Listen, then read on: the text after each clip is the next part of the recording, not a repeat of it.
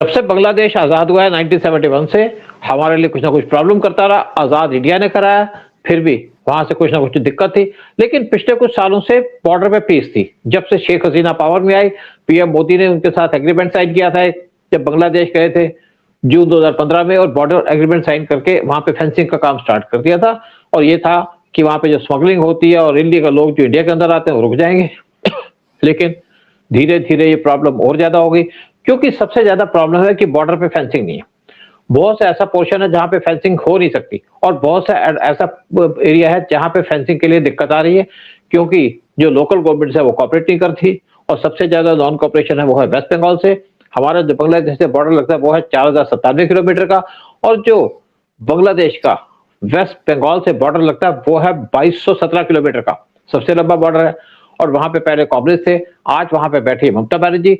जब बांग्लादेश के अंदर शेख हसीना का टाइम था और वहां पे कुछ डिमॉन्स्ट्रेशन हो रही थी, तो ममता बनर्जी ने कहा कि जितने भी लोग आना चाहते हैं इंडिया के अंदर आ जाए।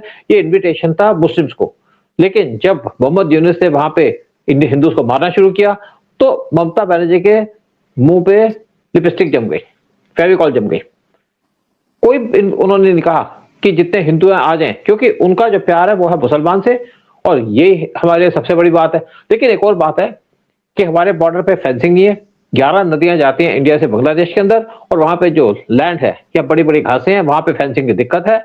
और कुछ जो काऊ की स्मगलिंग होती है वो होती थी 20 करोड़ लाख की, और पिछले साल से ये डिक्रीज हो गई 2 लाख तक, जब हमारी बीएसएफ को स्ट्रेंथन किया गया और बॉर्डर पे और ज्यादा मुस्तैदी की गई। लेकिन फिर भी स्मगलिंग होती है, और वो होती है रिवर्स के थ्रू, क्योंकि एक गाय को रिवर के अंदर फेंक देते हैं इंडिया की तरफ से, और उसके बाद उसकी पूंछ पकड़ के चले जाते हैं। लेकिन जब बीएसएफ ने यहाँ पे काम करना शुरू किया, और वो भी होम मिनिस्ट्री के ऑर्डर के बाद, तो कुछ ना कुछ फायदा हुआ।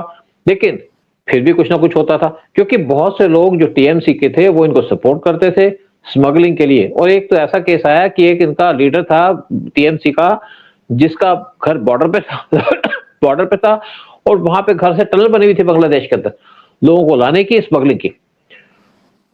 लेकिन एक हाई कोर्ट का ऑर्डर आया वेस्ट बंगाल का।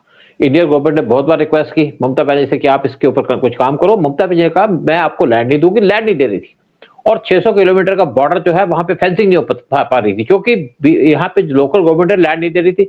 लेकिन अभी हाई कोर्ट ने एक ऑर्डर पास किया है कि आप 3 महीने के अंदर लैंड अलॉट करो,